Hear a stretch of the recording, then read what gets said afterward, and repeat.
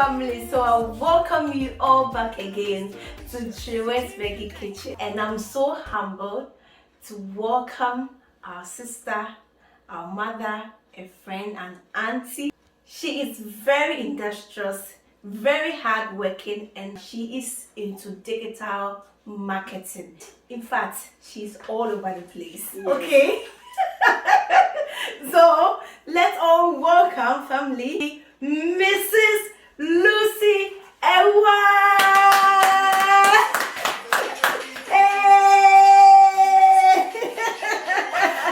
Hey, production is darling. I like it.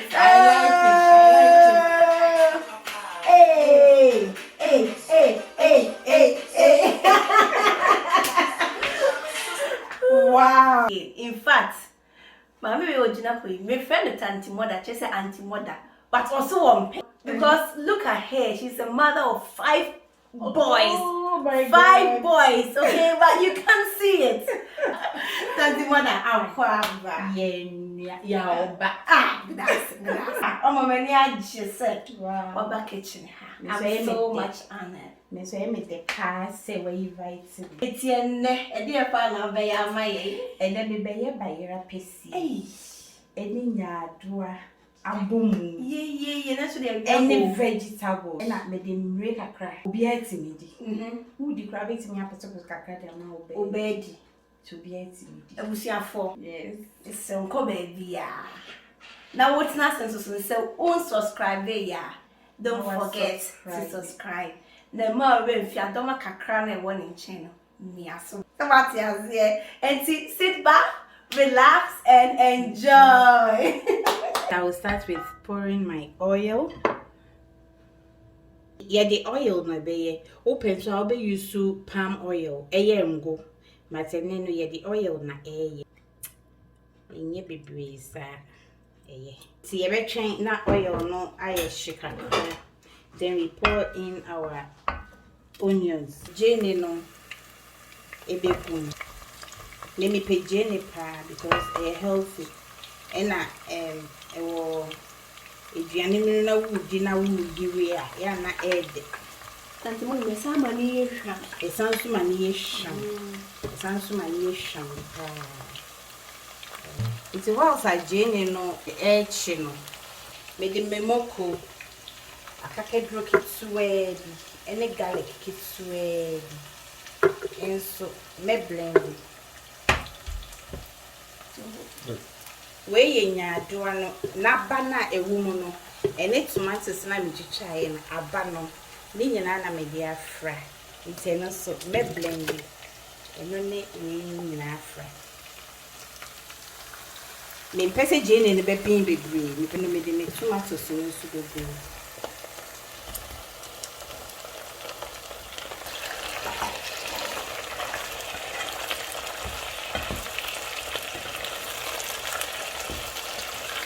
Remember necessary. Nama ko blending le moko any inaduale tomatoes le moko tomatoes abano any inadua bana le blending yena results ni ti ye de beka me pe abomu a eye so smooth me pe bibi se bibi di dem na wo re okay, see, I go for we no kakra here dia be hitwe. You say me dey egu no me twen na aben kakra. Nti aben kakra enema aka me de beka ho. And more than how many minutes now? Would you base so? We memeness to be 3 to 5 minutes. Na emu nsuo no ari kakra. And sana me de enema aka egu. It's a piano. What's a mabomu this season? Men no want me buy rain. The buy rain to the season. The buy rain, ya sense, ya hope will be beer. And mother may say, oh, digital business marketing. Oba hey, bwechichi mukakama ye. Okay, and Mr. Manfu be frame it. We call it attraction marketing. What I say? You're running in our Facebook. and then YouTube. Chine kakra ebe gu by no me de kakra gu that I just add that. All right. One thing they say as a rubber you the kata aduane so no one enye good. It's way say me fa rubber and kata so ye be kata so sai. Nti na mama nsuo no ados kakra. Say be ya e be fa esuru nyina. Ebusiafo me see esua bibi o. Nti nko ba bia. Nti me kata so da ba menesi so. Tanti bodantina o kasa. Enti yeah, it's a business in it dey nya me see enka no kre. Very good. Very very lucrative. So we yet na so we ye ni ye a e be ye ama. So we ye ni biara ene won so be ko biara ama. And as say so we ase na esese na bibia ye digital. It wo to wonom so wo nimdie kakra efa internet ho a utimi enya access to internet a I was say it make very good use of it. And that's how what's na say na okwohwe nkrofo de na wasere na odidi nsekuru there bi. Was so utimi benefit from internet na we use no. See, that is what I do. And we know a good ma obia we are above 18 years a good man who bet me around from the comfort of your home. What's a bass mu ko adwuma, what's a woka mu stop woka waiting time bia waiting around. And it's very good. Really. Not just say semeti ase ya de wo hia ne one. Wo hia ye internet. Or laptop. And or laptop. And that's a mobile phone. Mobile phone so we only no. Yeah. Nothing. Ubenya daje. Na time kakra. One that's why I didn't come out. Any na o twɛn de sɛ me tanti moda aka no so when you hu nko ade ye be leave the link no ato me video yase information bia so don't hesitate. I'm always there. Now the beauty of business in say ye bema wo mentor sɛ me o sign in on ewo masia me your direct mentor. Ubenya coach in a bed show product I bet me there with Juma. So what I say problem be a we here be to set up your business page in your doing na your home. Say no in your door no abana me ye no eduane na wo in your door in ye it's a fake be good for you.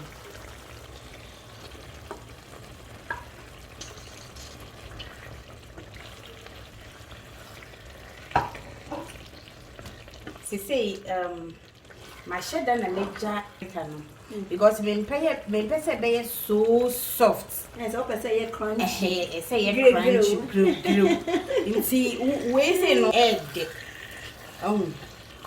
I say who did na wo wi bibi e say time dia so ye jaws no ya pantan ye money ye adwuma yes nti wo di na wo resa no ni nyina na ma wa pantan ye adwuma good. I try kusia aye di bedi edian e be ka emre aye di be gu edian e di kusia so be ka ho nti me di kusia ne be so ba yere ne so na ene no abe breko because I answer this is sign soldier and no kusia no we have to save the electricity. Si me promotion se say if you are not a vegetarian food, I say almost one nam kesi a and I win a vegetarian plan a brain so you good in mind, right?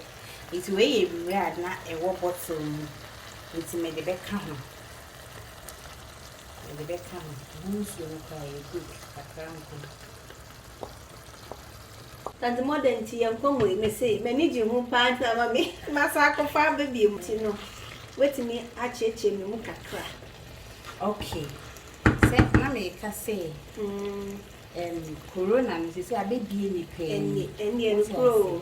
Because Obian say, be back.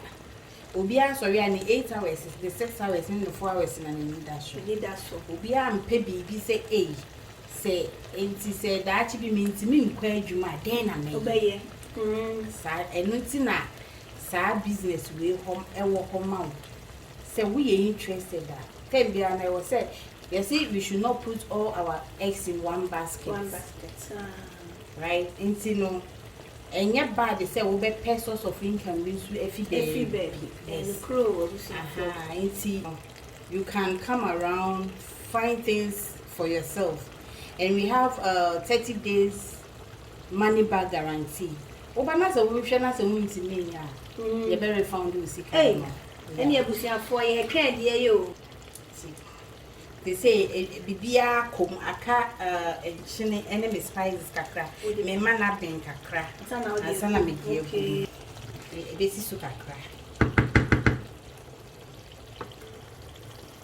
Pepper mo chow last ingredient I be dig go abun paprika because I make can say me pese e beye peche ni nti because me pese e crunchy nti wu di ana wo we na wo we ye dua ni tande moda e ke say eh say we free adwuma ba no just say akonda mpa ma me yo we very fine very colorful yeah so mo be hwa me mfa enchine engu because said the maker no bia o start o je nchine gu mu beginning na o rekra be fi se bia o de nchine gu no san for second nti se bia me ye aduane a ya na nkwan na ya me de nchine kakra and this why is kakra bo ase nti so no man nesi so nti se no me add spices kakra me de kakra ebe because we no enchine wo mu nti me hwe ni ye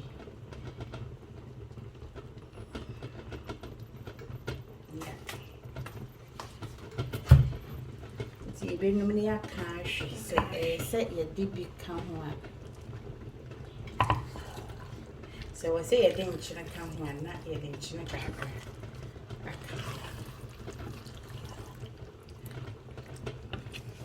aduane ya akono tante moda ready yes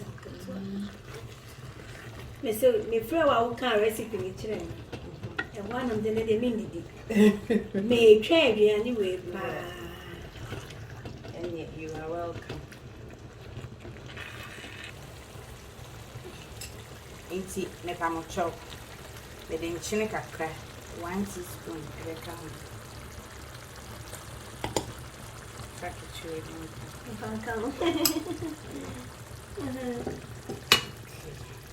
they say yes, so everything. Yes, sauce near me.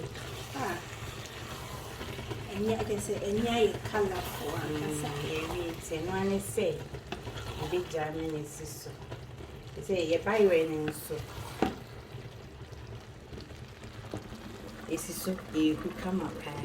I'm so anxious. Anyway, and take it 30 minutes here. I minutes kakra. I mean, why kakra? Nefi, yeah. It's this is the end result of our stew. And yes, I'm going to what I sham.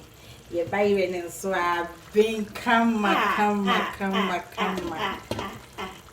Ye kusiana susuni ye kusiana ade a me ye ne say me ya to abumu ye no abin go me pese be sisu be pray na paprika no aye peche wo hwa aye green kama ye crunchy say be pray you see me da ma see for ye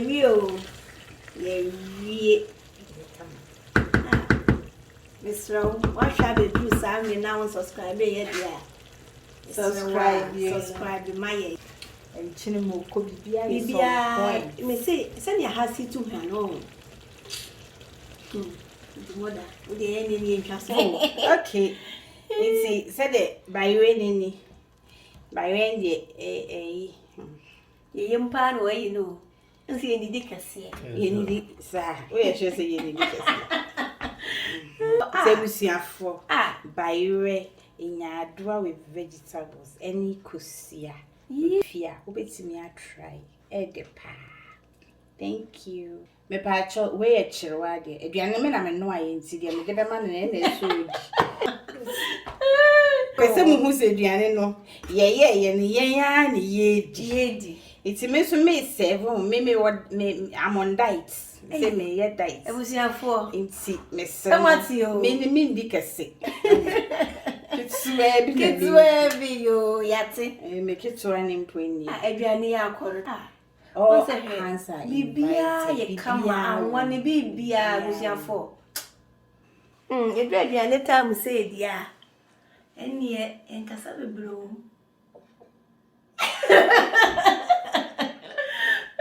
That's the mother. Nyami shraw. Amen. Say invite you to your kitchen or anaye. Na wa baba ye aduane. Me say aduane we dey sunku. Papa. Den so say the kitchen has here hwa no. Just say ebusiafo. Try you measure. O try no ma refi. So be subscribe, you know I like, you know I share my answer the baby me di ni kwata nti mother. Send me guest. Omoba we ye aduane kama mama no. Me so ya na ma ho a. Say me ni me team. Aduane dey see enu na mu ni o. Me ni me team. Ye be say ye da wase. Wo de wa ya ma ye nye sopa. Okay. Inti no. Wacha de no. Efri me ni me team ho. Ye de da wase. And you force it maybe some review. It's a better in your view. Oh, your kitchen, honey. There be a move for me, I If I thought of do, Madame, I say, if I thought of the Faco and money, I won't be that see. The moment this or which they said you used to you, that's more that way than you used to know, and you didn't cry. Your hearing so best to keep with unsio and the spice kakran winching kakra, usukia. Now be beyond no more. Now feel watch it. Okay. I dare you would be an egg. It is a num pepper. Okay. It's way a num replacement. Now plant based. So thank you all for watching, and as I've already said, if you haven't subscribed yet, kindly do so, and don't forget to click on the notification button so that anytime I upload a video, you will be the first to subscribe. Okay? So until next time, eat good, eat healthy. Thank you. Bye bye.